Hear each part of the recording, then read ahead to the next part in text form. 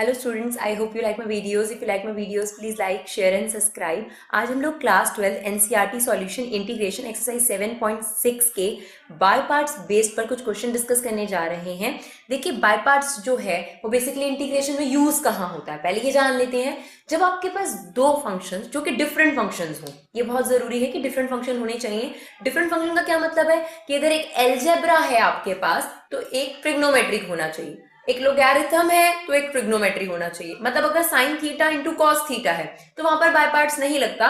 By parts का जो basic usage है वो एक तरीके से जैसे डिफरेंशिएशन में प्रोडक्ट रूल का होता है, वही बाय पार्ट्स का भी रूल है. बस इंटीग्रेशन के अंदर प्रोडक्ट रूल के नाम को इन्होंने बाय पार्ट्स का नाम दे दिया. तो एक तरीके से पहले ये देख लेते हैं कि बाय पार्ट्स में करते क्या, फॉर्मूला क्या होता है उसका.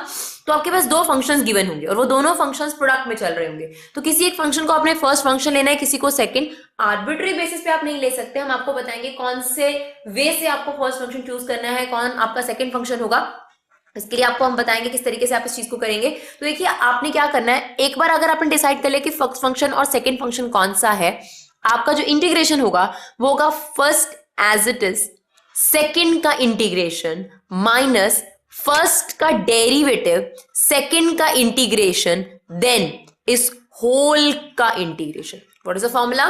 First as it is, second का इंटीग्रेशन माइनस, इसको पहले थोड़ी देर के लिए भूल जाइए, फर्स्ट का डेरिवेटिव, सेकंड का इंटीग्रेशन, देन होल का आपके पास इंटीग्रेशन आएगा. नाउ ये जो फर्स्ट और सेकंड है इसे कैसे डिटरमाइन किया जाएगा? देयर इज बेसिकली एक प्रोसीजर है आपके पास. एक चीज आपको, एक वर्ड दिया गया है, उस वर्ड के थ्रू आप बड़े आराम से ये चीज क्लियर कर लेंगे कि फर्स्ट आपको किसको लेना है और सेकंड ऑब्वियसली जो बचा हुआ होगा वो सेकंड हो जाएगा. तो there is a word I let. I stand for inverse trigo, L stand for logarithm, A stand for algebra, T stand for trigo, E stand for exponential. Inverse trigo में आपके पास क्या क्या आ गया? Sin inverse x, cos inverse x, tan inverse x, this is your inverse trigo. Logarithm में आपके पास क्या आ गया? Log x, log 2x, log x square, this is your logarithm. Now algebra में क्या होता है? 1 is also algebra, 2 is also algebra, x square minus 5 is your algebra. Now what is trigonometry? Sin x, cos x, tan x, this is your trigonometry. और exponential e की power x, e की power 2x. तो this is an order basically. तो अगर आपके सामने सबसे पहले आपको क्वेश्चन में इनवर्स ट्रिगो दिखाई दिया तो आपको फर्स्ट इनवर्स ट्रिगो को ही लेना है, बाकी बची हुई चीजें ऑटोमेटिकली सेकंड हो जाएगी. लेट इट भी क्वेश्चन में इनवर्स ट्रिगो नहीं है, एलजेब्रा है और ट्रिगो है. तो एलजेब्रा की पोजीशनिंग हमने आपको पहले दी है, तो ये रैंकिंग बेसिस पर ही है कि फर्स्ट प्रेफरेंस इनवर्स ट्रिगो को देनी है, देन लोगैरिथम को देनी है, देन एलजेब्रा को देनी है, देन ट्रिगो को देनी है, देन एक्सपोनेंशियल को देनी है. तो देखते हैं क्वेश्चन को किस तरीके से डील करते हैं, तो ज्यादा अच्छे तरीके से आपको इसका यूसेज समझ में आ जाएगा. देखिए, आपके सामने क्वेश्चन है x sin x. पहले तो ये सोच लो कि आप इसे और किसी तरीके से इंटीग्रेट कर सकते हैं, नहीं कर सकते. सबसे पहले आपके क्वेश्चन दिमाग में जब भी आएगा तो सब्स्टिट्यूशन की बात आती है. तो सब्स्टिट्यूशन का तो सवाल ही नहीं उठता, क्योंकि x का डेरिवेटिव sin x नहीं हो सकता, sin x का डेरिवेटिव x नहीं हो सकता, ना ही हम इसमें कोई ट्रिग्नोमेट्रिक ट्रिक लगा सकते हैं. पार्शियल फ्रैक्शन का भी कोई सवाल नहीं उठता. तो अगर दो फंक्शन आपके सामने हो और वो प्रोडक्ट में चल रहे हो तो आपके सामने, आपके दिमाग में क्या चीज आ सकती है? By parts. तो बाय पार्ट्स क्या कहता है? First as it is, second का इंटीग्रेशन, फर्स्ट का डेरिवेटिव, सेकेंड का इंटीग्रेशन, देन जो रिजल्टेंट है उस होल का इंटीग्रेशन. फर्स्ट ऑफ ऑल आपको क्या करना पड़ेगा? फर्स्ट और सेकंड डिसाइड करना पड़ेगा. तो देखिए, ये आपके पास एलजेब्रा गिवन है and this is your trigo. तो एलजेब्रा और ट्रिगो में पहली प्रेफरेंस किसको दी गई है? एलजेब्रा को. That is why we assume x as a first function and sin x as a second function. Now formula apply करते हैं. First as it is, second का इंटीग्रेशन x के रिस्पेक्ट में, फर्स्ट का डेरिवेटिव, सेकंड का integration, then whole का integration. ये bracket लगाना आपको क्लियर कर देगा कि आपने जो ये रिजल्टेंट नंबर है उसका फिर से इंटीग्रेशन लेना है. तो sin x का integration minus cos x, x का डेरिवेटिव 1, sin x का इंटीग्रेशन माइनस cos x. अब जो ये रिजल्टेंट नंबर है which is minus cos x, minus minus plus हो जाएगा, cos x का आपको इंटीग्रेशन लेना पड़ेगा which is sin x. I hope it's clear. Now the next one, question number 2 देखिए. क्वेश्चन नंबर 2 में आपके पास है x sin 3x. तो बेसिकली सिमिलर ही है उस जैसा ही, एक ट्रिगो दे रखा है, एक एलजेब्रा दे रखा है. तो एलजेब्रा को आप फर्स्ट प्रेफरेंस देंगे, तो that is your first and that is second. First as it is, second का इंटीग्रेशन माइनस फर्स्ट का डेरिवेटिव, सेकंड का इंटीग्रेशन, देन होल का integration. Now x as it is, sin 3x का अगर आप integration लेंगे तो माइनस cos 3x आएगा, लेकिन जो ध्यान रखने वाली बात है वो ये है कि यहाँ 3x चल रहा है। आपने जो इंटीग्रेशन सीखा है वो सिर्फ sin x का सीखा है, तो x की जगह पर यहाँ क्या चल रहा है 3x, आप उसका डेरिवेटिव लेंगे जो कि चेन रूल चलता है डिफरेंशिएशन के अंदर। सेम हेयर, तो 3x का आपने डेरिवेटिव लिया 3, बस डिफरेंशिएशन में आप उसे मल्टीप्लाई में लिखते थे, यहां आप डिवाइड में लिखेंगे। और ध्यान रखने वाली बात क्या है, डिनोमिनेटर में चेन रूल लगाते वक्त इंटीग्रेशन में कभी भी वेरिएबल नहीं ले सकते आप। x का डेरिवेटिव 1 और sin 3x का भी हमने इंटीग्रेशन लिया है माइनस cos 3x अपॉन 3, तो वही वाली चीज आपके पास यहाँ आ गई, माइनस बाहर आके प्लस हो जाएगा, 1/3 भी बाहर आ गया। cos 3x का आप इंटीग्रेशन लेंगे तो sin 3x और 3x का दोबारा डेरिवेटिव लिया जाएगा, तो that is 3। I hope it's clear. Now the next one, question number 3 देखिए, x² e⁻x। तो देखिए आइलेट के अकॉर्डिंग आपके पास कौन सा फर्स्ट होगा, कौन सा सेकंड होगा। आप ये देखिए एक्सपोनेंशियल सबसे लास्ट होता है, तो जब भी एक्सपोनेंशियल दिख जाए तो टेंशन लेने की जरूरत नहीं है, एक्सपोनेंशियल सेकंड ही होगा। तो अलजेब्रा आपके पास फर्स्ट हो गया ना, formula first as it is, second का इंटीग्रेशन, फर्स्ट का डेरिवेटिव, सेकंड का integration. Now first as it is e⁻x का इंटीग्रेशन e⁻x, x² का डेरिवेटिव 2x और ex का इंटीग्रेशन आपके पास ex आ गया। ये फिनिश नहीं हुआ क्योंकि फिर से आपके पास अलजेब्रा और एक्सपोनेंशियल में प्रोडक्ट आ गया, we have to take by parts again. तो 2 बाहर आ गया, आपके पास अलजेब्रा है, फर्स्ट होगा एक्सपोनेंशियल सेकंड। ना first as it is e⁻x का इंटीग्रेशन e⁻x माइनस फर्स्ट का डेरिवेटिव विच इज 1 e⁻x का इंटीग्रेशन e⁻x देन होल का इंटीग्रेशन। नाउ अल्टीमेटली जब e⁻x इंटू 1 का आप इंटीग्रेशन लेंगे तो e⁻x आ जाएगा, -2 से मल्टीप्लाई कर देंगे, आपको आपका आंसर मिल जाएगा ना। क्वेश्चन नंबर 4 में आपके पास है x log x। तो आइलेट के अगर हम देखें ध्यान से, तो देखिए लोगैरिथम पहले होगा, अलजेब्रा बाद में होगा, तो लोगैरिथम फर्स्ट हो गया आपके पास और अलजेब्रा आपके पास सेकंड हो गया। तो first as it is, second का इंटीग्रेशन, फर्स्ट का डेरिवेटिव, सेकंड का इंटीग्रेशन, देन होल का इंटीग्रेशन। नाउ x का इंटीग्रेशन x²/2, log x का डेरिवेटिव 1/x, x का इंटीग्रेशन x²/2, एक x से एक x कैंसिल आउट हो जाएगा, 1/2 आपका बाहर चला जाएगा, x का इंटीग्रेशन आप दोबारा लेंगे तो x²/2 आएगा, आपका आंसर आ गया ना। क्वेश्चन नंबर 6 देखिए, 5th आप अपने आप ट्राई कर सकते हैं। कुछ क्वेश्चन ऐसे हैं जो हमें लगता है कि आपको जो सिखाया है उसके बेसिस पर आपको भी 1-2 क्वेश्चन ट्राई करने चाहिए, इसलिए हम उन्हें ड्रॉप कर देते हैं। तो क्वेश्चन नंबर 6 देखिए, क्वेश्चन नंबर 6 में आपके पास क्या है, x² और log x, फिर से वही बात है, अलजेब्रा है, लोगैरिथम है, तो लोगैरिथम फर्स्ट होगा, अलजेब्रा आपके पास सेकंड हो गया ना। log x as it is, x² का इंटीग्रेशन, ना फर्स्ट का डेरिवेटिव, सेकंड का इंटीग्रेशन, देन होल का इंटीग्रेशन। x² का इंटीग्रेशन x³/3, log x का डेरिवेटिव 1/x, x² का इंटीग्रेशन x³/3, एक x से एक कैंसिल आउट हो जाएगा, 1/3 बाहर आएगा, आपका x² बचेगा इंटीग्रेशन में, x² का integration x³/3। I hope it's clear. Now the next one, question number 7 देखिए, क्वेश्चन नंबर 7 में आपके पास है x sin इनवर्स x, थोड़ा सा डिफरेंट आ गया। अब देखिए यहाँ पर इनवर्स ट्रिगो है, तो स्टार्टिंग की अगर आप आइलेट की देखेंगे तो इनवर्स ट्रिगो से होती है, तो इनवर्स ट्रिगो दिख जाए तो फर्स्ट फंक्शन इनवर्स ट्रिगो ही होगा आपके पास, this one is your second function.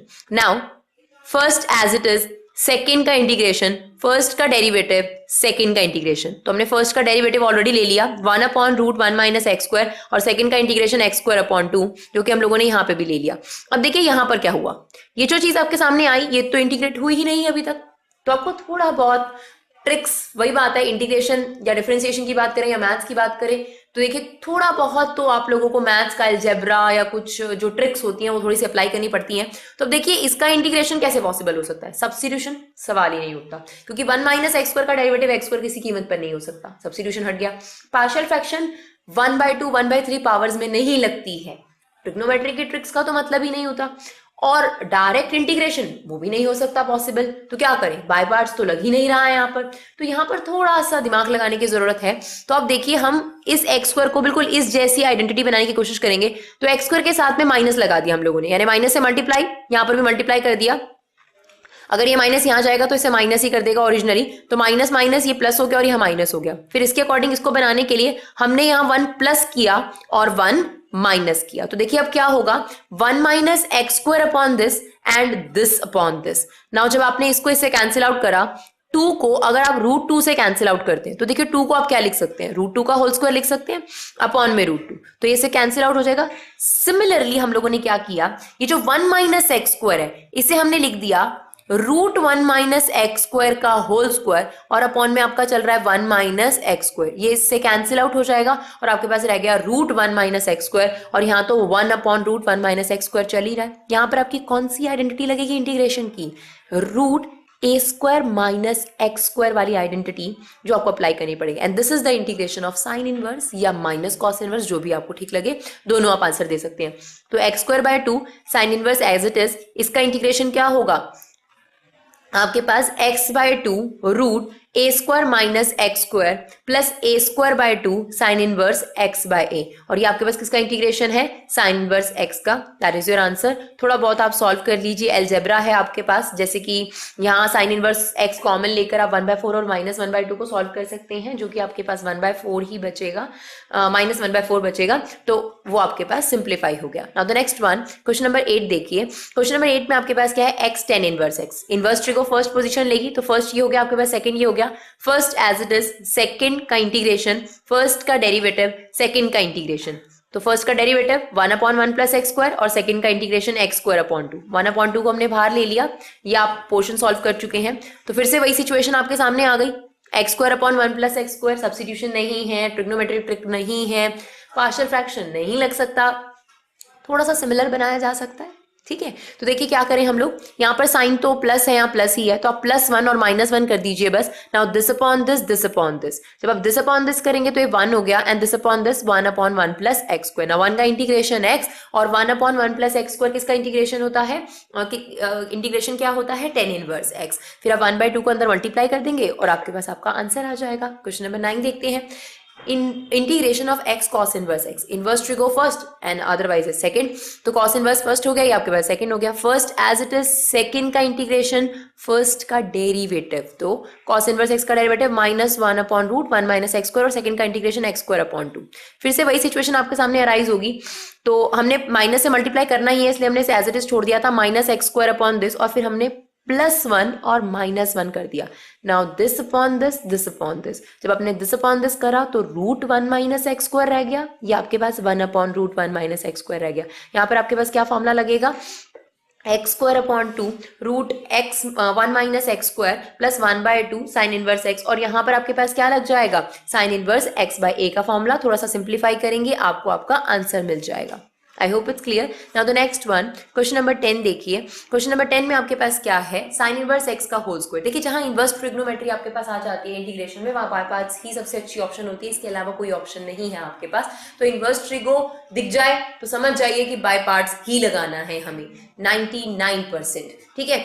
तो साइन इनवर्स x का होल स्क्वायर, अब इसके साथ कुछ नहीं चल रहा तो इंटू में 1 तो चल ही रहा है, उसे हमने अलजेब्रा ले लिया इनवर्स ट्रिगो के according, that is first and that is second. Now first as it is, second का इंटीग्रेट, 1 का integration x, second derivative. Now sine inverse x whole square का डेरिवेटिव किस तरीके से लेंगे हम लोग?